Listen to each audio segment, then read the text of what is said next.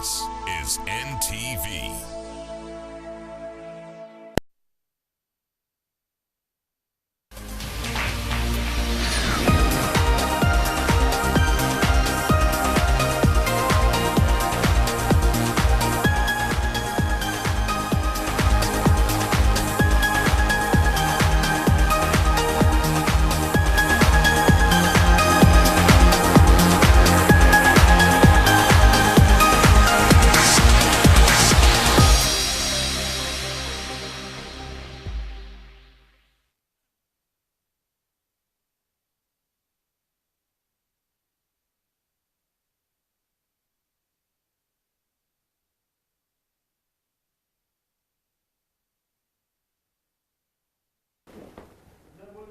Yep. Oh, good evening, viewers here in Kampala, across the country and all over the world. I'm Karaga Baldwins and you're welcome. This is a fabulous indeed opportunity. We're going to discuss China and Uganda relations in terms of business, economics, trade and investment. So before we go into the actual details of the discussion, let me have this preface.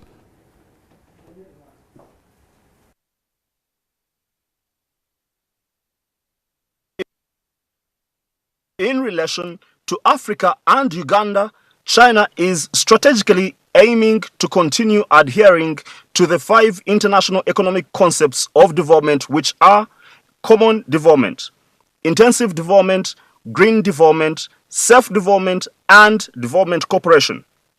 Over the past few years, Chinese enterprises have responded actively to the Chinese government's strategic plan for China-Africa cooperation, and have been dedicated to the development of Uganda's infrastructure development and trade development. Today, there are about 350 Chinese companies in Uganda. Over the past 5 years, China's total infrastructure investment in Uganda has reached more than $6 billion. Recently, on the 5th of May this year, the Chinese embassy, in collaboration with the Uganda Investment Authority, an illustrious Uganda-China Trade, Investment and Economic Cooperation Summit. However, amidst the deep and heavily conspicuous economic and trade relationship between China and Uganda, the Ugandan public has been raising very bothersome concerns about this relationship. We have relied quite a lot more on the multilateral organizations for policy formulation, and most of these multilaterals will clearly tell you the political space is not our domain.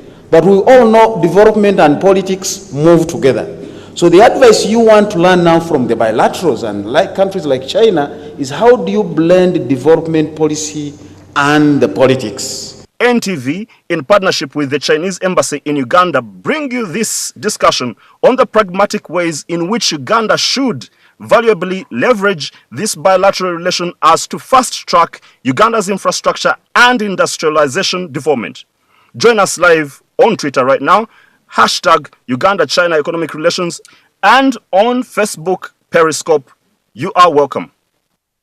Karaga Baldwins, please, very delighted that indeed you're joining us. And on Facebook, we're already there, live and actually on Twitter. So let me just set out some of the comments that are being drawn on the question amidst the deep economic relationship between China and Uganda.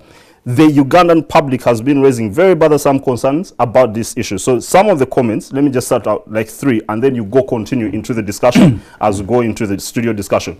Mr. Mugisha Dollar Bill Oscar says that Uganda-Africa relationship is really benefiting a lot in Chinese economic partnership. Leading infrastructure projects in Uganda, Africa are being funded by the Chinese.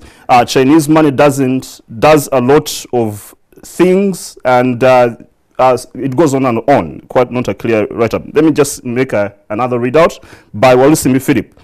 The population is now 45 million in Uganda. The world needs to see, I'm not sure about that statistic, it's about 40 million right now. The world needs to see that there is solvency between population and resources. I don't know if there is a committee for such an issue. I just see environment and global warming. Deadlines are broken because not enough research, but Uganda, we need such.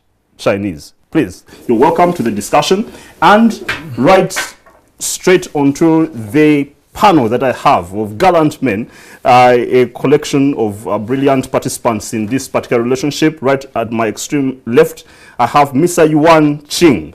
He's a representative from the Chinese Enterprises Chamber of Commerce, and he is from also a news broadcast, a broadcast station in China. Mr. Qing, you're welcome. Thank you for, good evening. Yes. Thank you for hosting me. And I come from the Chinese Enterprises Chamber of Commerce in Uganda.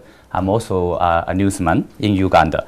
So during my daily life, I have the experience to engage with our Chinese counterparts, no matter it's politician or businessman or common Chinese people. So I know their concerns and I know their issues. So I also witness this just Uganda-China Economic Investment and Trade Cooperation Forum. So I'm very happy tonight to share with you and about China-Africa, China-Uganda relations. Okay, thank you, Mr. Qing. And in the middle, I have a colleague, a fellow compatriot, Mr. Hamza Galilwango, the Director, Industrial Parks Development, Uganda, including the Namamve, of course, Industrial Park. Mr. Galilwango, you're welcome. Thank you, Baldwins.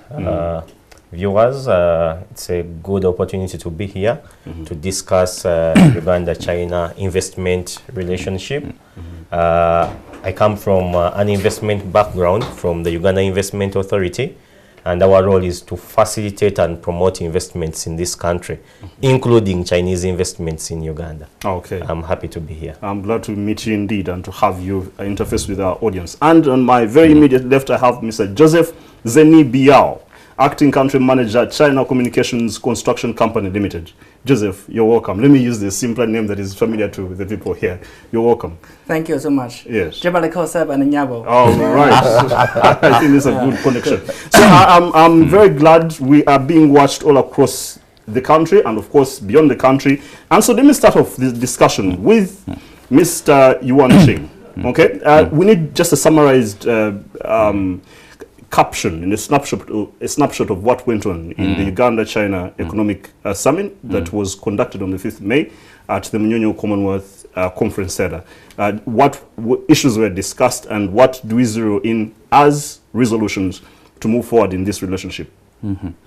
So actually this time, I think this is the first time as I observe the Chinese community to take the initiative to organize a business forum with Ugandan counterparts, which opens the door to dialogue so that both the Chinese community and Ugandans have the opportunity to sit down together, constructively talking about achievements and challenges on China-Uganda business relationship. And this time, one of these achievements of this summit is the Chinese Chamber of Enterprises Chamber of Commerce and the Uganda Investment Authority signed a joint statement aiming to promote more dialogue and cooperation in the future. And I believe that the Chinese community will be more open, more willing to share and talk, and such forum it will be the beginning of our future dialogue. Is there any anticipation to have subsequent economic forums of the same kind, or this one was just a one-off project? I think this year it will be just this project, and next year I think our Chinese business community and our Chinese embassy will think about some other forms of dialogue. It could range to the high-level policy dialogue or just people-to-people communication. It all depends. But this year I think we have already finished this part. So just about like 2 things or 3, are there highlights of achievements that you can be able to look back on after that particular discussion and conference that was conducted? And you think it is going to improve our way forward? Sure. Definitely. I think this time we are privileged to invite some of the key scholars and former very experienced diplomats to come to Uganda and to share the experience of China's industrialization and the cooperation between China and Africa. So it gives us a more broad horizon, not only Uganda, but also the whole African continent, and even China's foreign policy towards Africa. So I think it gives our policymakers from Ugandan a chance to know more about China's engagement with Africa and with Uganda. Okay. So personally, I'm very benefiting from this forum. All right, thank you so much. Let me now get to Joseph before I get to Hamza. So Joseph, assist us to understand or may perhaps give us just a list of some of the projects or the things that are being done in the realm of trade, investment, and economic activities by Chinese here in Uganda, because you're representing the Chamber of Commerce, including Qing, and we just need to know what things specifically are you doing here, some of the major projects in Uganda. Okay, thank you. China-Uganda relations are embracing an arrow harvest. In the recent years, the economic cooperation between China and Uganda has been deeply enhanced. According to the statistics from China, the volume trade between China and Uganda kept increasing and reached $861 million in 2016, with an increase of 34.5% over the previous year. China's FDI inflow to Uganda also reached 219.4 million last year. Nowadays, China has become the third major trade partner and the largest investment source of Uganda. And over the past 5 years, China's total investment in Uganda has reached more than $60 billion. There are so many big projects undertaken by Chinese companies. For example, the Sinopec invested $2 billion to build the Hoima oil field project. Sena Hydro constructed the $1.6 billion Karuma Hydro Power Station. CWE constructed Isima Hydro Power Station, which was $568 million. China Communications Construction Company are undertaking the Kampala-Entebbe Express Highway, which cost $476 million. And the expansion and upgrading of Kampala-Entebbe Express Highway, and which was $200 million.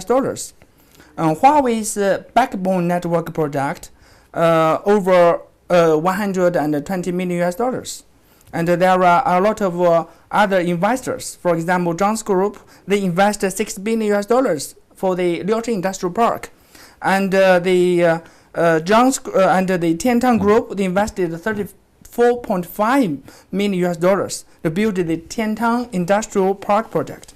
And to mention but a few. And the last one, like the Sichuan Kehong Group, they invested $220 million in the construction of China-Uganda Agricultural Industrial Park project. This investment in this project have played an important role in facilitating local employment, skills training, and technology transfer, and further promoting social development, and has wide praise from Uganda. The construction of infrastructure projects will not only solve the problem of employment, but also transfer advanced experience and technology of international engineering management to local society and further develop local human resources. So Chinese companies are committed themselves to the development of industry, infrastructure development and industrialization in Uganda. Okay, well, brilliantly said, and I think we've been just seeing the motion pictures there, showing us some of the things that are being done. Of course, there are follow-up issues about this particular engagement, which I'll come into in the next segment. Now, Mr. Galwang, you are the head of all the industrial parks in Uganda, and particularly Namangwe, which is an epicenter literally for the development of Uganda's industrial capacity. Now, before I go into asking the nitty-gritties of about that, I need you to help us, to give us an update of the status of that park right now, and then we proceed on from there. Yeah, thank you, Baldwins.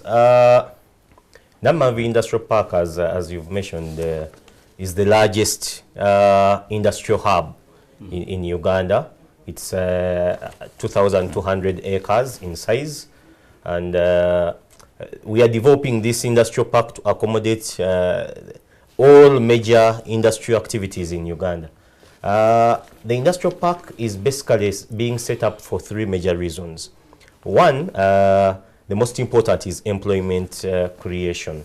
we are focusing so much on employment because the unemployment ratios in this country are high, and we are looking at this industrial park in Namave to be able to actually solve that problem. Two, we are looking at introduction of new research skills, and that's why we are engaging with our Chinese partners, as you've just shown on the screen. We want the Chinese and all the other countries that have done it before to come and import that know-how, the technology transfer to Ugandans, to be able to do business in a smart way, to be able to manufacture and process our local resources. The third, of course, is to boost revenue in this country. We want the industries that are operating in Namave to come and pay taxes to this country. We are envisaging that by the year 2020, this industrial park will be fully developed with 300 industries. Currently, we have 21 industries that are operational, including our own roofings, Coca-Cola. We also have Chinese industries like Sino Watson, Orion Transformers, who are already operating in Namave, as well as our local Ugandan industries like Victoria Seeds and Opit Industries, who are into the processing of agricultural products. In terms of development, the industrial park is still at around 15%. The infrastructure is not yet 100% set up, but we have the basics, that, so to say, that could enable any serious developer to come in and develop. But you rightly mentioned we are not only developing Namave. Namave is the base, the core.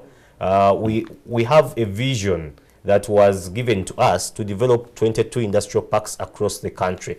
Spread them because each region in this country has its comparative advantage. So we are spreading the industrial parks throughout the 4 regions of Uganda, and currently we have 9 industrial parks that are operational out of the 22. The workload is still heavy, but we are sure we shall reach there. Okay, I'm definitely going to have follow-up questions on that matter, and I'm just going to go for a break. And when I come back, we're going to talk about real deep policy issues, about bilateral trade imbalances that we experience with China, about counterfeit goods. Okay, most of you who have gotten through our market, you understand how problematic that is. And then the public perception of Chinese investments and engagement in Uganda.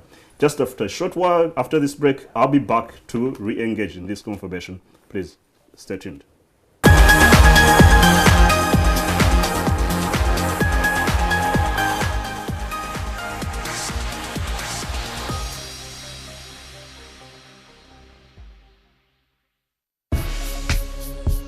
The search for anchors is on. Do you have what it takes to anchor news on the leading broadcasting station? To join the search, log on to our website ntv.co.ug/jobs vacancies and download the script. Go to Play Store and download the NTV Go app onto your smartphone. Capture a video of yourself reading the downloaded script. You can then submit the video to NTV via the same app for once-in-a-lifetime opportunity. Come join a leading team in broadcast journalism and win a 1-year contract to work with only the best. Submit your video recording before 1st of June 2017. NTV, turning on your world.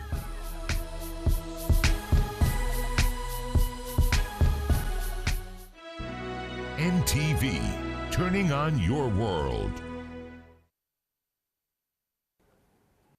On the next episode. Isn't a very nice place here, is it?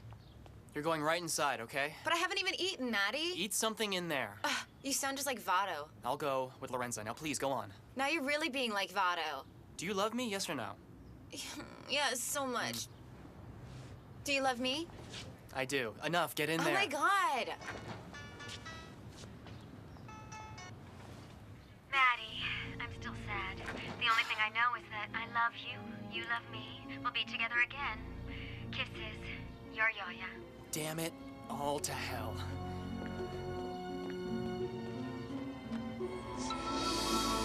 Is there...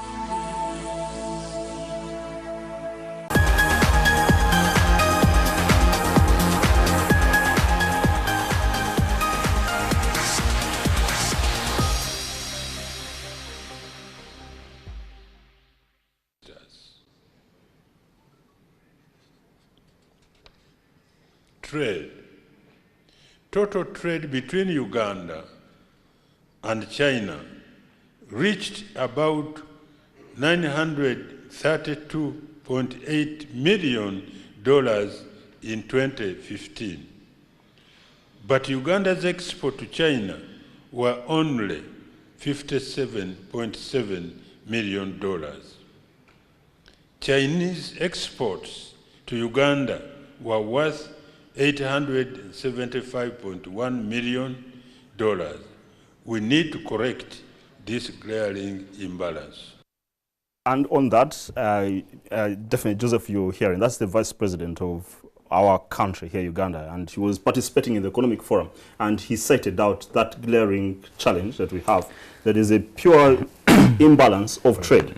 And just to add on to that particular voice, there's a scholar called Kasaija Philip Apo, associate professor of the Department of Political Sciences, Makerere University, who issued a captivating paper in 2015 themed as Soft Power in Action, the Sino-Uganda Relations between 1962 and 2014. So let me just make this statement from him. He says, Sino-China relations were established as soon as Uganda became independent in 1962. The relations have been promoted under the notion of South-South relations starting in the 1970s. China's influence has been based through soft power being the ability to co-opt and attract rather than coerce. Okay? Over the years, China has exercised this power in Uganda as in many other African countries through development projects and financial assistance in form of loans and grants. The importance of China to Uganda can be seen from investment to trade figures between the two countries. This is the crux of this sentence. The terms of trade are in favor of China. In the end, increasingly China's asymmetrical power in Uganda, especially the economic field, is causing concern in the local population. So, Mr. Joseph, why do we have this trade imbalance? Is there something that you are doing as China, such a giant economic power, the second in the world economic ranking, to ensure that we have this sorted, in as much as you are bringing in investment, but it's making our market very difficult? Okay, Baldwin, as for this trade imbalance, and we are very concerned about the imbalance of the bilateral trade. And as you mentioned, when you look at about the goods export to China, most of them are products of agriculture. And for example, like the sesame seeds, the cow skin, and some other agricultural products. And so actually for China, we would like to import from Uganda. But the next question is, what do you have here in Uganda? And and did you produce them? Do you have a processing plant? Do you have an industrial park? This is the reason that why the president of Uganda, Museveni, say that Uganda must take the path of industrialization. Because once you have industries, there are industrial parks, there are manufacturing plants, then the goods are built in Uganda. So in that case, then you can export the goods to not only to China, but also all over the world. All over the world. And as for your information, that in 2015, December 2015, our President Xi Jinping launched the 10 major cooperation plan in Johannesburg Summit. And in the 10 cooperation projects, there are 2 issues that I would like to, 10 areas that I would like to highlight it. First, China. We will implement China-Africa Agricultural Modernization Plan. China will share its experience in agricultural development with Africa and transfer readily applicable technologies to it. We encourage Chinese enterprises to engage in large-scale farming, animal husbandry, and grain storage and processing in Africa to create more local jobs and increase farmers' income. China will carry out agricultural development projects in 100 African villages to raise rural living standards, send 30 terms of agricultural exports to Africa, and establish a 10+10 cooperation mechanism between Chinese and African Agricultural Research Institute. China is greatly concerned about the poor harvest caused by El Nino in many African countries and provide some money, the food aid, to the affected countries, because we know that Africa, most of the countries are agricultural country. So that we have this policy to direct, under this policy, under the guidance of this policy, that we work together with the Uganda parties to enhance the productivity of the in the field of agriculture. And secondly, China, we will implement China-Africa Trade and Investment Facilitation Plan. China will carry out 58 for trade programs to improve Africa's capacity, both software and hardware, for conducting internal and external trade and investment. China is ready to negotiate with the countries and regional organizations in Africa comprehensive free trade agreements covering trade in goods and services and investment cooperation. And it will increase import of African products. China will support African countries in enhancing law enforcement capacity in areas such as customs, quality inspection, and taxation. We will also engage in cooperation with Africa in standardization, certification, and accreditation, and e-commerce. So, Chinese, for us, we have aware of this imbalance of the trade. So now we have a policy, we have the ways to handle this, and we hope that we can work together with our Uganda partners to move ahead to implement those plans. Okay, I'll get back to you. That's a pretty good explication. But let me get to now, Mr. Ching. Let me play this clip about counterfeit goods and how they distort our market, and of course the implications on our trade capacity, and then I'll get back to you on this question. Let me have a play of this video. Agency has nabbed counterfeit goods at the port of Mombasa. The goods, valued at 7 million Kenyan shillings, were composed of mainly electronic goods like computer mice and keyboards, and are said to have been coming from China and were in transit on their way to Uganda. Also found were branded contraband car oil filters. The operation to nab the consignment took place after the agency received complaints from manufacturing companies and intercepted the goods. The owners of the cargo have since recorded statements with the police, and investigations are still ongoing. It remains to be seen when the suspects will be arraigned in court. The goods is also within the country. In the morning, he has recorded a statement with the office for further questioning, so that we'll see the kind of legal action will be taken against him. Okay, so Mr. Ching, you can see the despicable kind of criminal conduct, and these products are coming straight from China. We need to understand, because it's a very serious problem. When you hear Joseph, he has such a profound, beautiful policy story that China is trying to promote a great standardized, economic improvement for Africa and especially Uganda. But when you see the practice, especially from that sort of video clip, it's very concerning. Is China or the Chamber of Commerce, Chinese Chamber of Commerce in Uganda, also doing something about this problem? Because it's distorting our market. People cannot sell genuine things. We cannot manufacture our own stuff because fake things are coming in, and of course they're not durable, they're not usable in the long run, and they're destructive to our market. So what are you doing about it?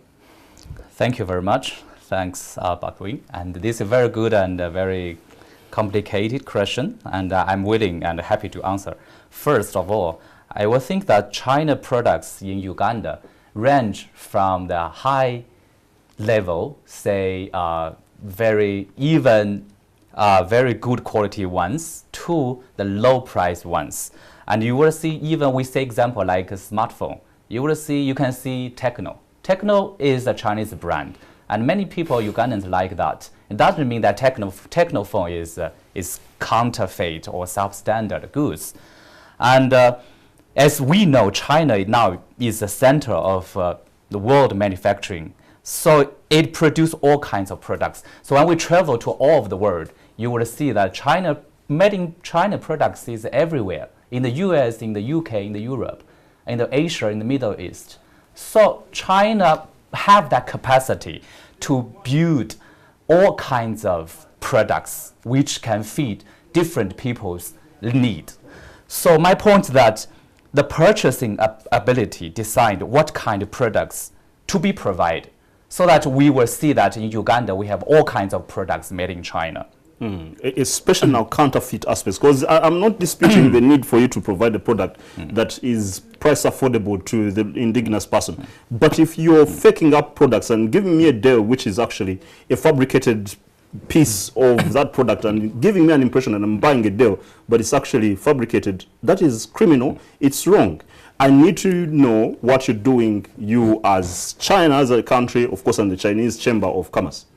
Okay, so I would think that our government has already realized this issue, and so it also shows that determination and also makes efforts to crack down that low quality and we call substandard products in China. But this is a policy. Business is natural flowing, so that when we look at this business, Uganda is a country which understand and which support free trade. So think about this scenario. Some Ugandan businessman go to China, fly to China, and want to own business, and he want to import some kind of products which is cheaper, which is more affordable, and which is can beat in the market, can win the other competitors, so that some of the products can come into Uganda. So it's not purely because China want to export these low quality counterfeit. But Mr. Ching, just a last interception. We are not talking about low quality products necessarily. Okay, substandard products, if indeed they are needed by a consumer, and that would be a demand drive. But if you're having a person who is giving you a product in the name of Dell or HP, but actually it's not Dell constructed, it's just a fabrication, it's a forgery or a counterfeit of the Dell original product. That is something that I think China needs to be dealing with. That's a criminal conduct, and it seems to be state actually propagated in that particular regard, just based on the video that you've seen. Okay, I understand. As I say that this kind of business is quite natural. It's natural business, but government has that responsibility to regulate, to distinguish what is substandard and what is counterfeit, and what is affordable products which Uganda want to have. So our government has that determination to work together with Ugandan government to coordinate the policy and then to crack down or to do more things.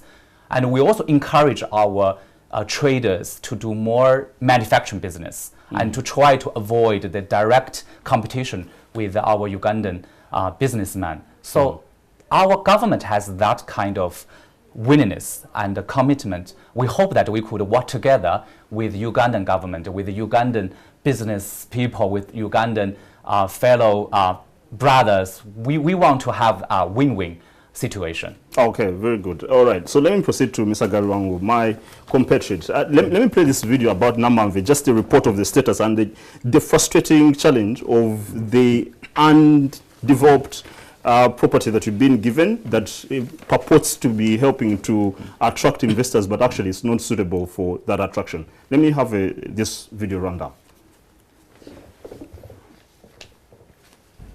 If you want individual enterprises to develop this park, then you must invest in the infrastructure, not just of the SME park, but general infrastructure. Make sure that there's three-phase current, the roads are nice, there's water, there's this and that. So that's still the challenge. The head of the Uganda Investment Authority says that they have since moved to source for support from relevant agencies of government on roads, water and power connections. We've expressed these in writing and so on. If these partnerships take off, they are no longer our direct responsibility.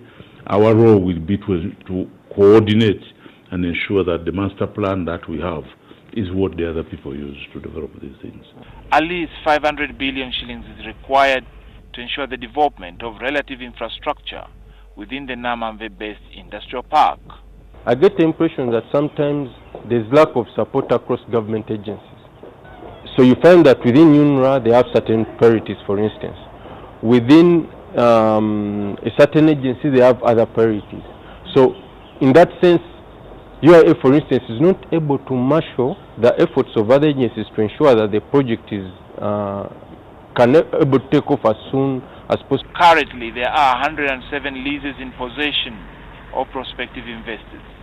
In the words of the Investment Promotion Agency, it remains to be seen how fast all the projects actually take off. Reina Ojon, NTV Business. So, Hamza, this is a very conspicuous indictment on actually your inaction and your impractical hold of responsibility. If you look at the pictures of that particular video caption, that particular area does not in any way reflect that it is a suitable investment or industrial park. And some of the biggest complaints, including I think my colleagues offset, they have is that you give them this sort of lure that come, please, we have free land here, we have an industrial park. In contrast, of course, to Rwanda, you would be extremely excited to see the difference. And they come, there's no water, there are no roads, someone comes and has to have an extra capital expense in actually investing in that place. Are you doing your work, you people? Yeah, the story about Namave is long, ever since inception. However, the master plan for the industrial park is very beautiful and professionally designed in 2009 using World Bank support. And the government had relied on World Bank support. The original budget of development of this industrial park was $200 million. In 2012, World Bank pulled out, and that kind of destabilized the project. I would equate that to a marriage. When you get divorced, before you jump into another marriage, you are kind of destabilized, trying to gain balance. So when World Bank pulled out its funding before actually disbursing all the monies, government got a little bit destabilized, and it continued supporting using small funds. To date, we still have a budget deficit of about 500 billion shillings. But we are talking, and I've been privileged to be part of the government team to negotiate for funding for this industrial park. We are talking to Indian partners, we are talking to the Chinese government, and we are looking for potential funders. Infrastructure development so is... let me get this right. So the government actually is not providing money for the planned development of those parks? It is not providing enough. Of course, Uganda is a low-income country. We are looking to moving to middle-income status. The funds that are provided by government are very meager compared to the budget. And as is well known, infrastructure development is a huge money project. We have about 44 kilometers in this industrial park that have to be tarmacked. We have to bring railway. We have to bring heavy industrial power, 132 kV. We have to bring bulk water, sewage disposal sites, and this is really heavy. The little monies that government has provided, we have put the basic infrastructure, and we are now confident that investors can operate. And like I said earlier, we already have 21 who are operating, and these are employing 11,000 Ugandans in this park. And they are paying over 200 billion in taxes, the 21 that are actually operating. For example, Coca-Cola pays 55 billion in taxes per annum, and Roofings pays about 80 billion per annum in taxes. So the vision is still alive, and we are projecting that by the year 2020 will be done. Very soon our political supervisors will announce a major breakthrough in terms of financing, because I'm aware they are busy negotiating between governments to be able to get the funds to actually kick off this project, so that we put it to rest once and for all, and then we move to the other regions of this country. We want to set up the industrial park in Moroto. We want to set up in Jinja, fully finish the one of Kasese and Soroti. We go to Mbarara because, like I said, these regions are unique. So right now, the industries are operating through hardships. The power is not enough, the water is not enough, but they're operating, and Ugandans are employed. If you go there at 6 p.m., you will see Ugandans coming out of factories. So that's how we are moving, and we are still positive. Okay. Right, Joseph, you wanted to make it just something slide to supplement on that, then I'll go for a break. Thank you. As I briefed that, for the China 10 major cooperation plans, that's one that is included. That is the industrialization plan. China will actively promote industry partnering and production capacity cooperation between China and Africa, and encourage more Chinese enterprises to make a business investment in Africa. China will build or upgrade a number of industrial parks in cooperation with Africa, send senior government experts and advisors to Africa, and set up regional vocational education centers and schools for capacity building. China will also train 200,000 technical personnel and provide 40,000 training opportunities for African personnel in China. So now this is the policy as the Chinese enterprises, Chinese companies. Why I have to mention the policy? Chinese companies, they have a responsibility to implement those plans initiated by our Chinese government.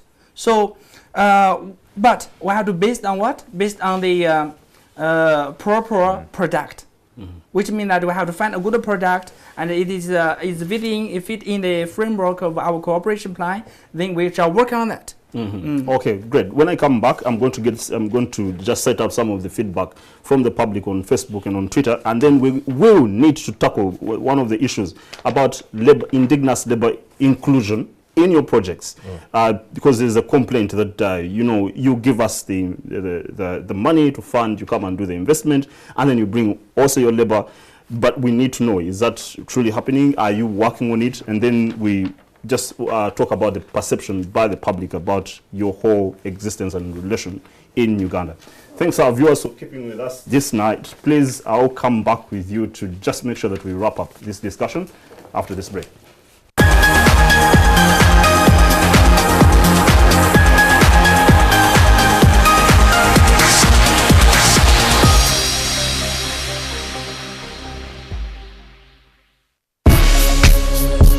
The search for anchors is on.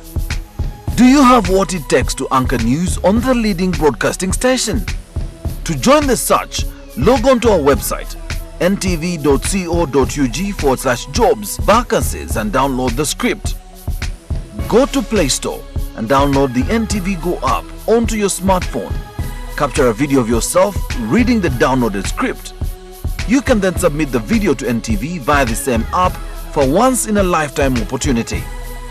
Come join a leading team in broadcast journalism and win a 1-year contract to work with only the best. Submit your video recording before 1st of June 2017. NTV, turning on your world.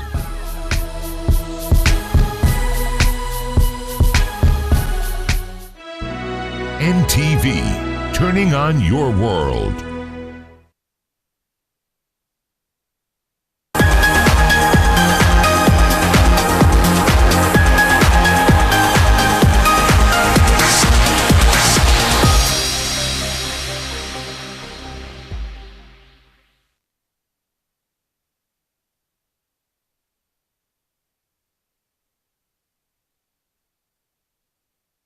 Thanks for joining us back. Now, I just need to make sure that I give a snippet of this video because it depicts the complaints about Ugandans and Chinese investments with a claim that actually Chinese come and take over even the jobs of those investments in the public infrastructure and industrialization development or investment that is done. So let's have this clip and we will be back. It is nearly 2 years since work on the Karuma hydropower dam project in northern Uganda started. Touring the construction site, officials of the Uganda Electricity Generation Company commended the progress. Most of the civil engineering works have been executed. All the adits apart from adit number 2 has been completed. The main access tunnel is complete. We expected to have this project in 2018, but in most of the work, and like last time, we find they are now on schedule. At least 10 kilometers out of 25 kilometers of the underground tunnels has already been completed. The project is run by Chinese company Sino Hydro Corporation and will cost about 4.2 trillion shillings. It will be completed by 2018. However, the officials expressed concern that none of the top 6 managers are Ugandans. So part of the payment of this loan are skills. You also gained these skills, let our people gain them. So if this place is very close to the city, maybe it's better. At the same meeting, UEGCL officials also heard that only 200 out of the estimated 850 Chinese workers at the site have acquired work permits. It's very critical. If the Chinese die on site, we can't account for them. They are illegals. This one must stop next week. The 600 megawatts project is jointly funded by the governments of China and Uganda and is expected to reduce load shedding. Okay, and thanks for continuing with us on Periscope and on Twitter. Let me just cite out before I get to address that issue with Mrs. Shing. Ivan Katumba says, it's the degree of fake poor grade of almost everything from China. Okay, as if Uganda is their dumping site. Perhaps UNBS has a hand in this too. Okay, I think Chinese investors have to be regulated in that they actually invest instead of operating small businesses. So, Mr. Ching, you can hear the public outcry, the sentiment that Chinese are bringing in fake products, and there's a pretense that actually investing, yet they're coming to do the normal kind of business and jobs that other local people would do. So what is your response to this? Thank you for the question. And my answer is that when we look at this Chinese investment in Uganda, people have the perception that Chinese workers take off Ugandan people's jobs. I think it's quite a misunderstanding. I want to clarify that when the Chinese worker comes here, they have to pay extra money for air tickets, work permit, accommodation, whatever. So the cost is very much higher than they employ our Ugandan engineers, Ugandan workers, Ugandan administration people. So I think that naturally they want to employ our Ugandan employee. And as far as I know, that the majority of the Chinese companies in Uganda employ much more Ugandans than the Chinese.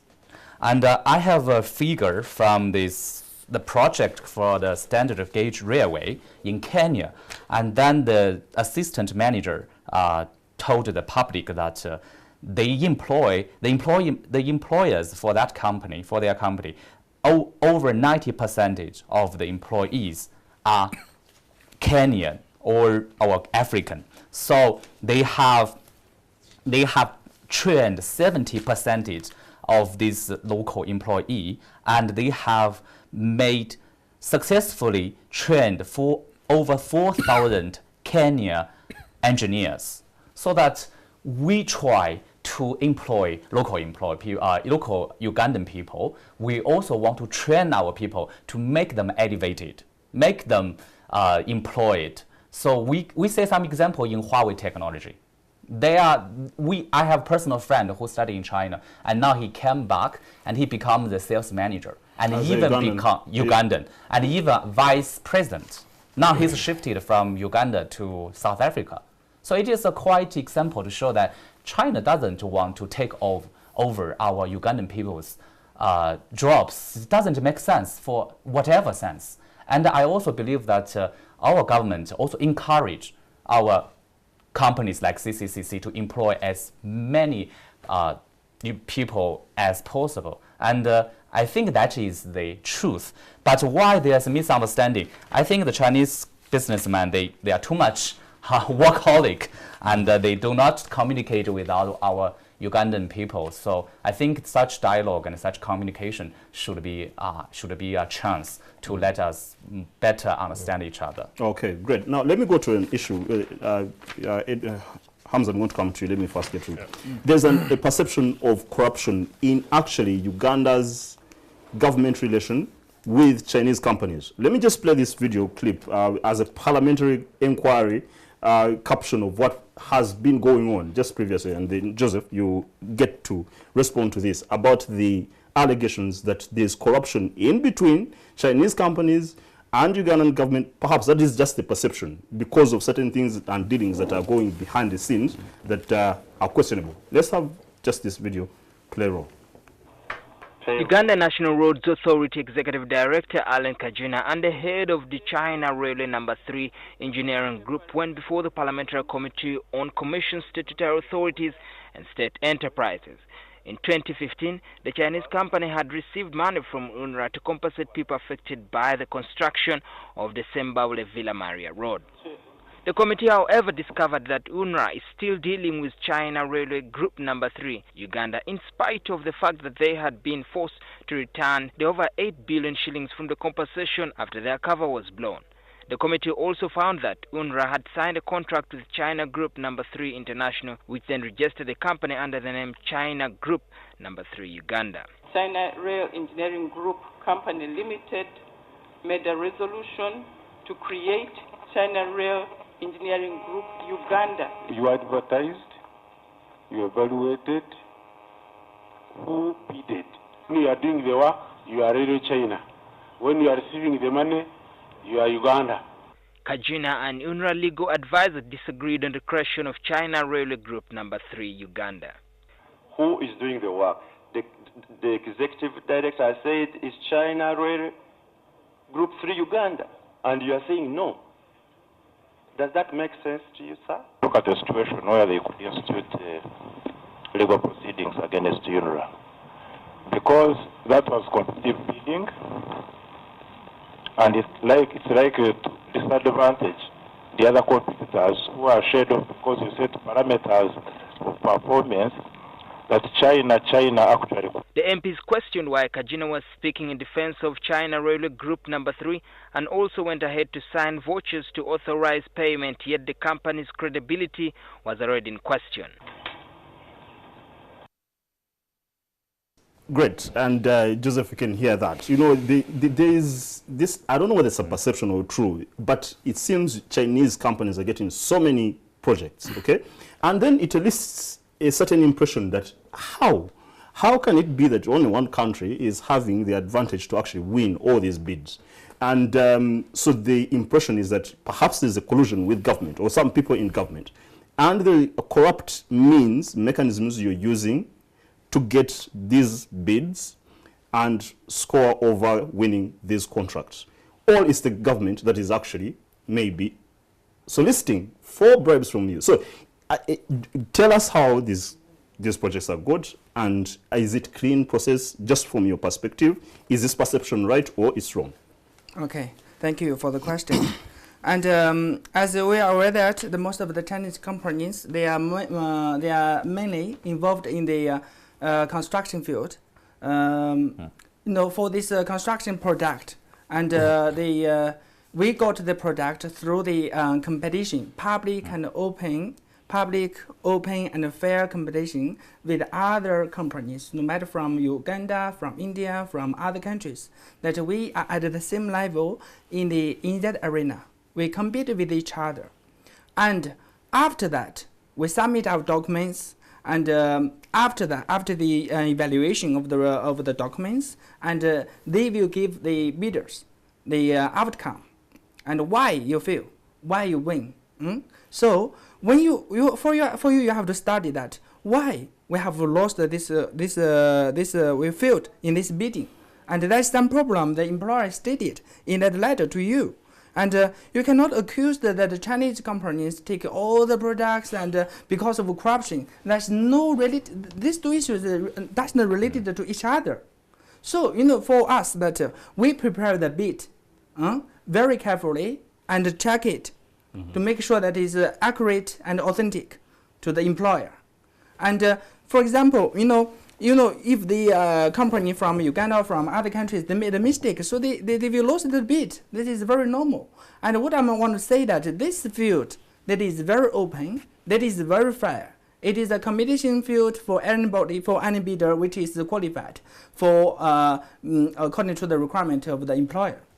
So I can't agree with you that this is you see the Chinese company, they take the products because of the corruption. That is nothing related to each other. Okay. And secondly, I want to mention that that you have to for the Chinese people, they work very hard.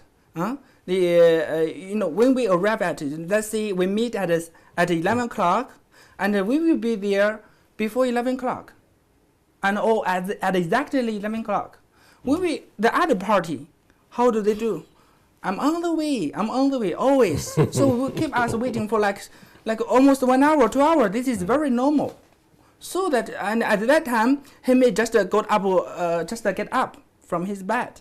So you have to really concentrate on the problem of yourself, that what's going on, and how can I improve my documents, to make it more competitive.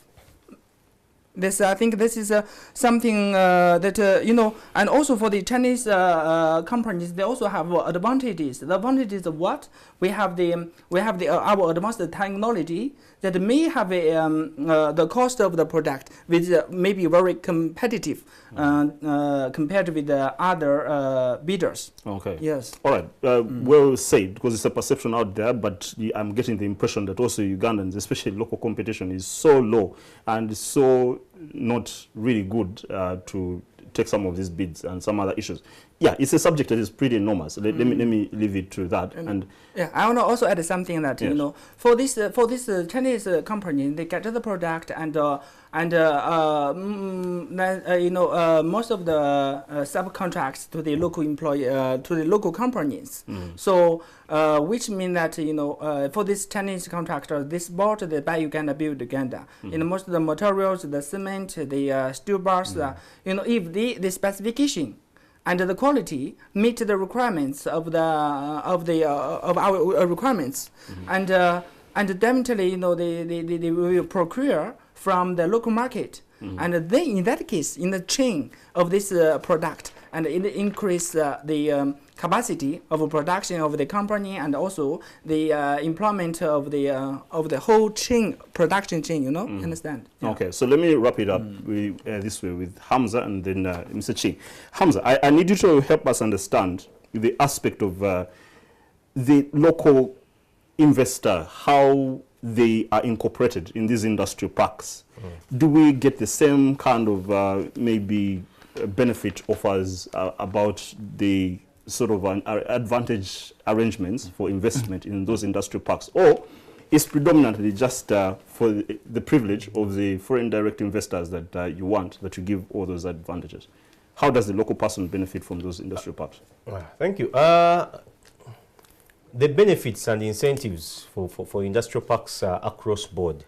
For us, we look at the investment, the project, and evaluate it against. Do you have the necessary capital? Do you have the skills?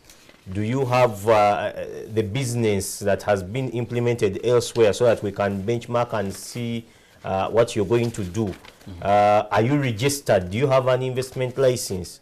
So when we evaluate and see that you actually meet our criteria, we do not discriminate that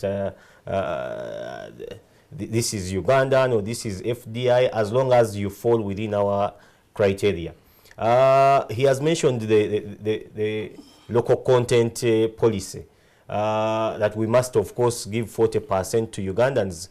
In our industrial parks, we have elevated that to 51%, because we want the Ugandans to actually own up these projects. If you come, for example, to Namambe, 51% of the companies are Ugandan companies.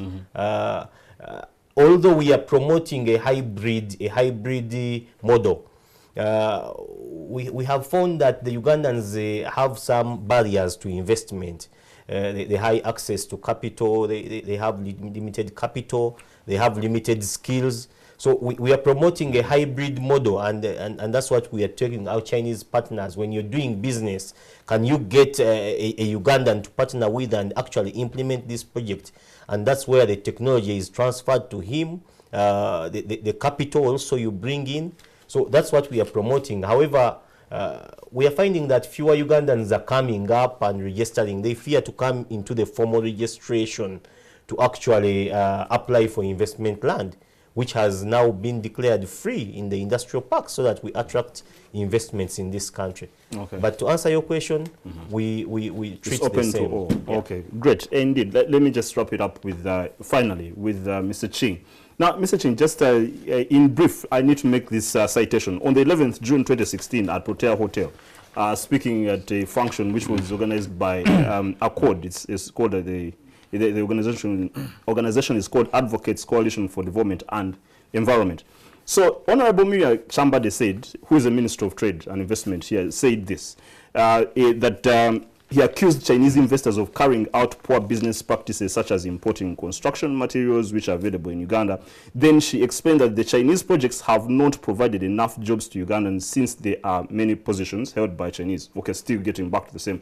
But now here the issue is about, we feel, there's a feeling that, leave alone now the counterfeit aspect, leave alone the perception that you're getting, Chinese are getting lots of contracts, but you're coming at a very fast rate to invest in Uganda, and it is now destabilizing the young sort of industrial development trajectory of Ugandans. The ability for Ugandans actually also to develop.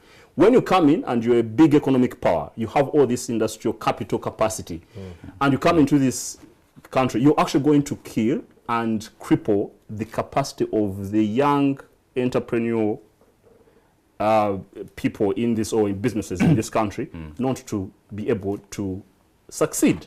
So you're coming at a very fast rate. Can't you rescind a bit and go slow, or what is your response to that?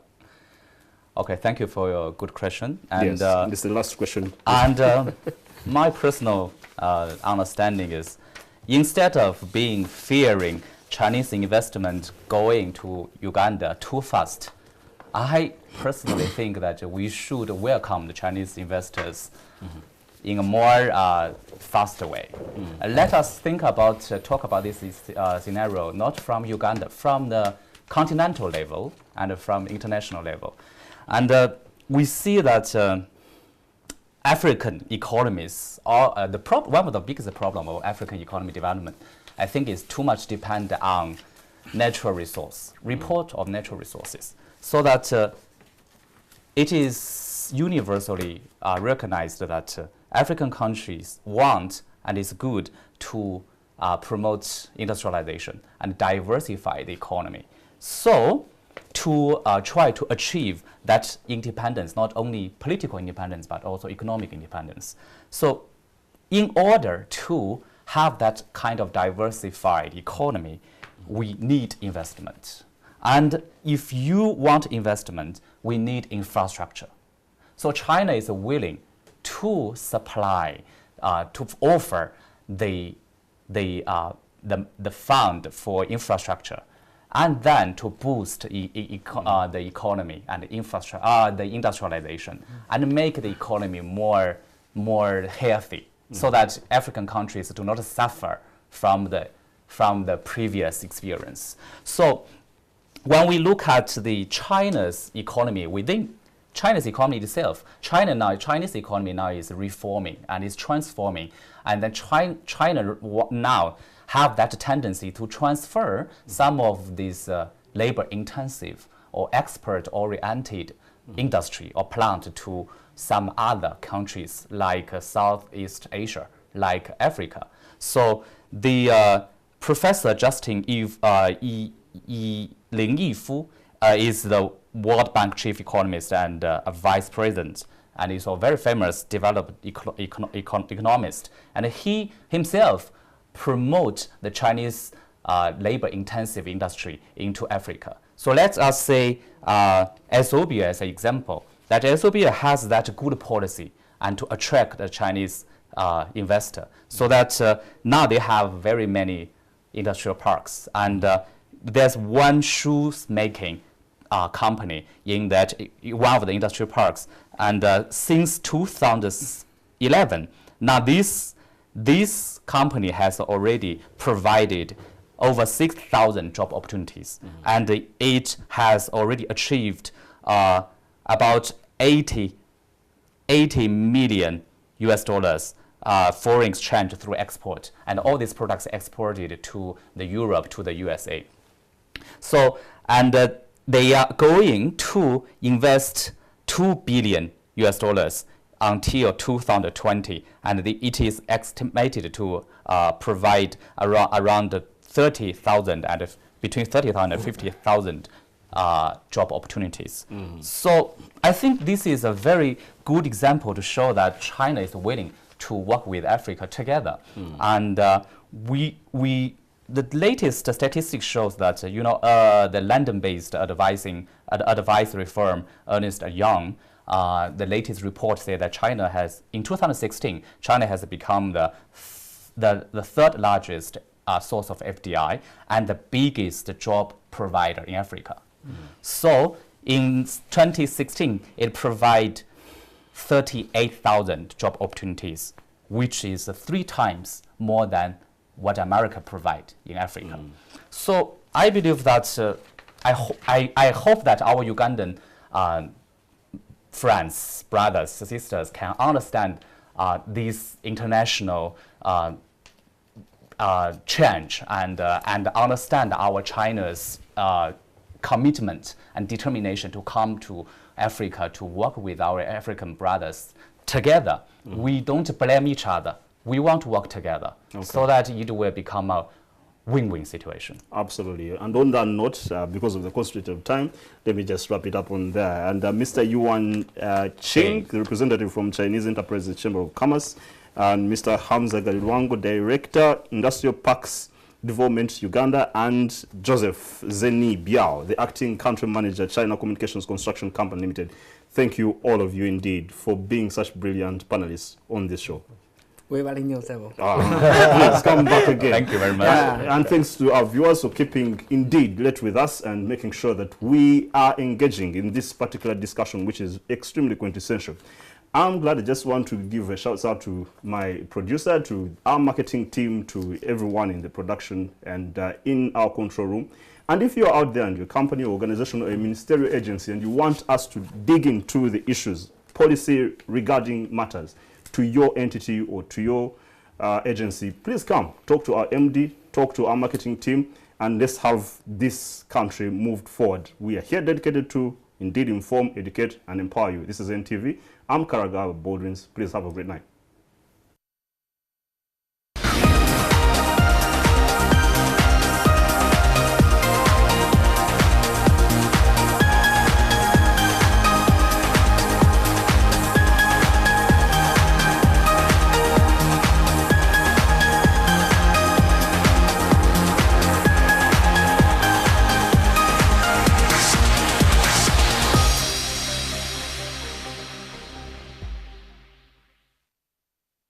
NTV, turning on your world.